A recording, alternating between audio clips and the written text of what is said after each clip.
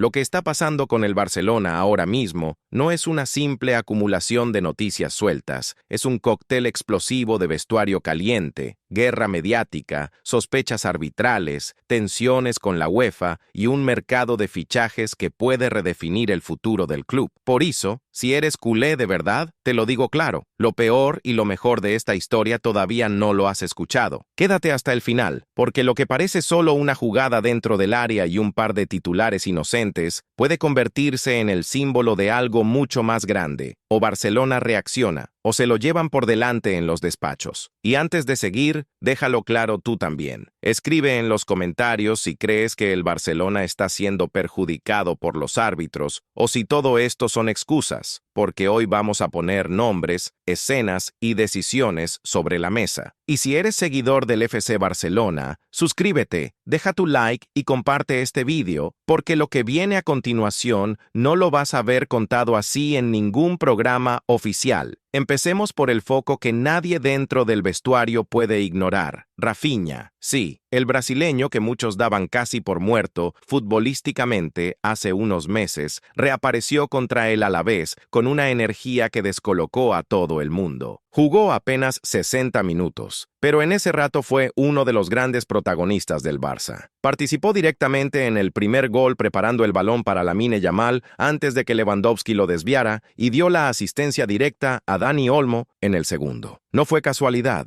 no fue una buena noche aislada, fue una declaración de intenciones. Rafinha lo dejó claro en sus palabras después del partido. Busco mi mejor versión. Todavía no estoy listo para disputar los 90 minutos completos, pero cuando estoy en el campo intento dar todo lo que tengo. Traducción libre. No estoy al 100%, pero voy a dejarme la vida en cada segundo que me den. Y lo demostró. En la segunda parte se le notó fatigado, se le veía respirar pesado, pero seguía apretando, seguía gesticulando, seguía gritando. Él mismo admitió que trabaja duro para recuperar su verdadero nivel tras la lesión. No está cumpliendo con el guión del jugador que vuelve miedoso. Está volviendo como un capitán incómodo, porque aquí viene la parte que mucha gente dentro del club prefiere no decir en voz alta. Algunos jugadores del Barcelona se sienten molestos con Rafinha, no por falta de compromiso, no por falta de ganas, sino por exceso. El propio brasileño lo confesó sin rodeos. A veces siente que es pesado, que puede estar encima de sus compañeros más de lo necesario, que habla constantemente, que exige, que presiona. Y claro, en un vestuario donde no todos soportan la misma temperatura de exigencia, eso quema. Rafinha lo dijo tal cual. Quizás sus compañeros piensen que habla demasiado, pero él solo pide más a los que pueden dar más. Eso suena exactamente a lo que el Barça lleva años echando de menos. Alguien dentro del campo que no sea diplomático, que no se conforme con el «ya hicimos lo suficiente», que no se esconda en el discurso de la paciencia eterna. Al contrario, alguien que entiende que el escudo no espera, que la grada no espera, y que si el Barcelona no aprieta ahora, otros clubes sí lo harán. Y aquí se conecta de forma perfecta con la idea futbolística de Hansi Flick. El nuevo entrenador tiene una obsesión innegociable, la presión alta. Para él, la mejor defensa empieza en el ataque. Rafinha lo abrazó como si le hubieran leído la mente. Cuando el brasileño está en el campo, la presión del Barça mejora de manera notable. No es solo correr, es contagiar, es señalar, es cerrar espacios, es forzar al rival a decidir mal. Él mismo lo explicó. Intenta cerrar los espacios de los defensores rivales para recuperar el balón rápidamente y el equipo le apoya. Pero hay un detalle clave. Dijo que corre sin pensar para recuperar la pelota. Eso, en la práctica, significa sacrificio puro. El problema es que ese nivel de intensidad siempre cobra factura. Algunos sienten que Rafinha se pasa, que exagera, que los deja expuestos cuando aprieta demasiado arriba. Otros lo ven como el único que está dispuesto a reventarse físicamente por el equipo. Y mientras tanto, él asume la responsabilidad. Se declara capitán dentro del campo, aunque el brazalete lo lleve otro. Celebra en el vestuario con todos, pero no rebaja el listón. Esa mezcla de cariño y presión nunca deja a nadie indiferente. Al final de sus declaraciones, se alineó con el discurso de Flick. Reconoció que el equipo no está ni de cerca en su mejor versión, que deben mejorar mucho, que el entrenador cree que pueden ofrecer más y que ellos lo saben. Pero dejó una frase que retrata bien la urgencia del momento. Incluso si ganamos sin estar en nuestro mejor día, eso me basta. Lo importante es la victoria. Esa frase En un club educado durante años en la pureza del juego bonito, suena casi a herejía. Es como decir, el romanticismo está bien, pero ahora mismo el Barça tiene que sobrevivir y ganar, aunque duela a los puristas. Y mientras el vestuario hierve, otra batalla se libraba en las gradas y en los despachos durante ese mismo partido contra el Alavés. No era solo un encuentro de liga más. El camp estuvo bajo la lupa de un comité de la UEFA. No vinieron a aplaudir la atmósfera, ni a hacer turismo. Vinieron a inspeccionar, a medir, a evaluar cada protocolo de seguridad antes del choque contra el Eintracht Frankfurt en la Champions 2025-26. En otras palabras, el futuro europeo inmediato del Barça como local estaba en juego. Mundo Deportivo lo adelantó. La UEFA no quiso dejar nada al azar. Supervisaron el funcionamiento global del estadio, las entradas y salidas, los accesos, las vías de evacuación, el sistema de control de afición, los dispositivos policiales y muy especialmente el espacio reservado para la hinchada visitante. En un contexto en el que la UEFA está obsesionada con la seguridad y la imagen internacional, cualquier fallo grave podía costar un castigo ejemplar, sanciones, cierre parcial del estadio o, en el peor de los casos, la imposibilidad de jugar en el camp un partido tan esperado de Champions. La buena noticia, al menos sobre el papel, fue clara. La UEFA dio luz verde al Barcelona. Aprobó las instalaciones, los procedimientos operativos, los protocolos internos y el espacio para la afición visitante, equipado conforme a los estándares de seguridad exigidos. Eso significa que el duelo contra el Frankfurt se disputará, en principio, con total normalidad. Pero ¿de verdad hay algo normal en un partido europeo del Barça, con todo lo que arrastra el club a nivel mediático, judicial y deportivo en los últimos años? Para la directiva, este visto bueno es un respiro. Necesitan la Champions no solo por prestigio, sino por dinero. Cada partido en casa en la máxima competición europea es oxígeno directo al balance financiero. Después de años de jugar fuera de su estadio habitual, de remodelaciones, obras y dramas institucionales, poder abrir las puertas del camp en una noche grande de Champions no es solo una cuestión deportiva, es una señal al mundo de que el Barça sigue vivo, aunque esté lleno de cicatrices. Pero mientras se abre una puerta con la UEFA, otra parece cerrarse a golpes repetidos desde el arbitraje español. Porque si hubo una imagen que encendió las redes, los debates televisivos y los grupos de WhatsApp culés tras ese Barça a la vez, no fue un gol, ni una jugada brillante ni un cambio táctico de genio. Fue la caída de Lamine Yamal dentro del área, una entrada brusca, violenta para muchos, de un defensor del Alavés, una caída nada teatral del joven talento azulgrana, y un árbitro, Miguel Ángel Ortiz Arias, que decidió seguir como si nada hubiera pasado. Ni penalti, ni revisión en el VAR, ni la cortesía de acercarse a la pantalla unos segundos. La escena se viralizó en cuestión de minutos. Multitud de repeticiones, zoom, cámara lenta, análisis desde todos los ángulos posibles. Y cuanto más se repetía la jugada, más crecía la sensación de incredulidad entre los aficionados del Barça. ¿Cómo es posible que una acción así no merezca ni siquiera una revisión? ¿Qué más hace falta para que se considere una jugada digna de VAR cuando el atacante viste de azulgrana? Esas preguntas no eran solo rabia de un momento, eran la acumulación de muchas otras jugadas dudosas que los culés llevan guardando en la memoria desde hace meses. La situación llegó a un punto tan delicado que el presidente del Comité de Árbitros español se vio obligado a salir con una declaración larga, inusual, casi desesperada, en las primeras horas del domingo. Sabía que cada palabra sería diseccionada por los medios y por las aficiones. Empezó con un tono de respeto y firmeza, reconociendo que la acción que generó polémica en el partido entre Barcelona y Alavés era una de esas situaciones que requieren una revisión extremadamente precisa, y que el comité la había visto repetidamente desde el final del encuentro. Esa primera parte de su discurso sonó a confesión encubierta. Si tienes que insistir tanto en que algo se está estudiando, es porque sabes que huele mal. Admitió que este tipo de jugadas merecen estudio y explicación, y acto seguido elevó el tono. Dijo ser consciente de la sensibilidad de los partidos del Barcelona y del historial de tensiones y controversias que rodean al club, hasta el punto de reconocer que cualquier decisión polémica se interpreta de forma doble. Lo que en otros partidos sería un fallo más, aquí se convierte en munición para un relato de persecución que lleva demasiado tiempo en construcción. El presidente del comité fue más allá, afirmó que no tolerarían errores de esa magnitud y que no buscaban justificar la decisión, sino entender por qué el árbitro tomó esa elección y por qué no se activó el mecanismo de revisión. Prometió consecuencias si se confirmaban errores. Eso sonó fuerte, distinto, casi revolucionario dentro de un sistema arbitral que muchas veces se percibe como hermético y corporativista. Pero la pregunta que muchos culés se hicieron inmediatamente fue otra. ¿Esto es un punto de inflexión real o solo un discurso para calmar a la opinión pública y dejar que todo se enfríe como siempre? Los expertos arbitrales que analizaron la jugada fueron claros al enumerar los elementos que convertían la acción en algo, como mínimo, muy serio. Primero, el impacto evidente en el muslo de Lamine Yamal. El defensor le golpea con claridad, algo que se ve en las repeticiones. Segundo, una caída nada simulada. El cuerpo de Lamine se rompe en el momento del choque. No hay gesto de teatro, no hay retraso en la reacción. Tercero, la necesidad de intervención del equipo médico por el dolor del jugador, señal de que el golpe no fue leve. Tres elementos que al menos deberían haber obligado al árbitro a ir al VAR, incluso si al final decidía no pitar penalti. El problema no fue solo la decisión final, fue la negativa total a revisar. Los programas de análisis en la televisión española dedicaron horas al tema. Algunos tertulianos fueron directos al corazón de la sospecha. Si la jugada hubiera sido sobre Vinicius o Bellingham, el árbitro habría ido al VAR sin pensarlo. ¿Por qué no pasa lo mismo cuando el beneficiado podría ser el Barcelona? La frase resonó en redes como un trueno, porque tocaba una fibra muy sensible. La sensación de que hay un criterio diferente, un doble rasero cuando se trata del Barça, especialmente después de todo el ruido mediático del caso Negreira y de las campañas de ciertos medios cercanos a la órbita del eterno rival. Otros comentaristas apuntaron a un patrón. Los errores arbitrales en partidos del Barcelona se han vuelto demasiado frecuentes como para hablar solo de mala suerte. ¿Es mala apreciación? ¿Es presión externa? ¿Es miedo a favorecer al Barça y quedar señalado públicamente? Nadie se atreve a afirmarlo como una verdad absoluta, pero las preguntas están ahí, y cada nuevo episodio, como esta entrada sobre Lamine Yamal, no hace más que echar gasolina sobre un fuego que nunca termina de apagarse. El presidente del comité cerró su declaración asegurando que el incidente se tomaba con total seriedad porque afecta a la confianza en la justicia deportiva. Anunció que emitirían un informe oficial en los próximos días con el análisis del vídeo, las grabaciones del VAR y la opinión de un equipo asesor. Prometió que el objetivo es que cada club, incluido el Barcelona, sienta que sus derechos arbitrales están completamente protegidos. Pero entonces llegó la frase que reventó la mínima sensación de calma que intentaba construir. Puede que haya aspectos que no se aplicaron de la mejor manera en esta situación. Esa línea fue interpretada por muchos como una admisión velada de error, una forma elegante de decir «nos equivocamos», sin pronunciarlo frontalmente. Para los culés, fue la confirmación de lo que ya sentían desde el momento de la jugada, que al Barcelona, una vez más, le habían negado algo que a otro club sí se le habría concedido como mínimo en forma de revisión. Para los defensores del sistema, fue una frase ambigua, calculada, diseñada para mantener un equilibrio imposible entre la autocrítica y la autoprotección. En resumen, lo que ocurrió en esa jugada no fue solo un penalti no señalado, fue un nuevo choque directo entre el Barcelona y el sistema arbitral español. Un choque que revela el nivel de sospecha, desgaste y tensión acumulados desde hace años. Cada vez que una decisión dudosa cae en contra del Barça, ese historial se reactiva, viejos casos se recuerdan, viejos comunicados se rescatan, viejas heridas se abren. Y esta vez, el protagonista fue Lamine Yamal, el chico que representa el futuro, cayendo dentro del área como símbolo de un club que siente que lo tiran al suelo una y otra vez sin que nadie en la cabina del VAR se levante de la silla. Mientras tanto, en la otra cara de la moneda, Hansi Flick no se queda inmóvil esperando que el contexto le sea favorable. El técnico alemán sabe que, si el Barça quiere dejar de depender de decisiones arbitrales o de noches inspiradas individuales, necesita una plantilla más profunda, más agresiva y con más talento diferencial en las bandas. Ahí entra en escena un nombre que empieza a ganar fuerza en los despachos del club: Jan Diomande, extremo marfileño del RB Leipzig. Según información recogida en España, a partir de medios alemanes como Bild, Diomande se ha colado en la lista de objetivos prioritarios del Barcelona para el próximo mercado de fichajes de verano. El jugador, de apenas 19 años, se desempeña principalmente como extremo izquierdo ofensivo y ha impresionado en la Bundesliga con su capacidad para encarar, su cambio de ritmo y su frialdad en los metros finales. Esta temporada ha logrado anotar 4 goles y repartir 2 asistencias en 13 partidos en todas las competiciones con el Leipzig, cifras nada despreciables para alguien que todavía está dando sus primeros pasos en la élite. El Leipzig pagó alrededor de 20 millones de euros por él cuando lo fichó del Leganés el verano pasado. No fue una apuesta barata, y mucho menos una lotería. Lo trajeron convencidos de su potencial. Y ahora, si el Barça de Flick lo quiere, sabe que el club alemán exigirá una cantidad significativamente mayor para dejarlo salir en 2026. Su contrato termina en junio de 2030, lo que coloca al Leipzig en una posición de fuerza total en la negociación. No tienen prisa, pueden esperar. El Barça, que vive mirando de reojo cada cifra por su situación económica, no. Diomande ya había dejado señales de su calidad en la Liga Española con el Leganés, donde disputó 10 partidos, marcó 2 goles y dio una asistencia. Lo que para muchos era solo un joven interesante, se ha convertido en Alemania en un proyecto de estrella. Para el Barça, su perfil encaja con la idea de renovar las bandas. Un extremo que puede ocupar el costado izquierdo, que ataca el espacio, que se ofrece por dentro y que puede convivir con Lamine Yamal en el otro costado.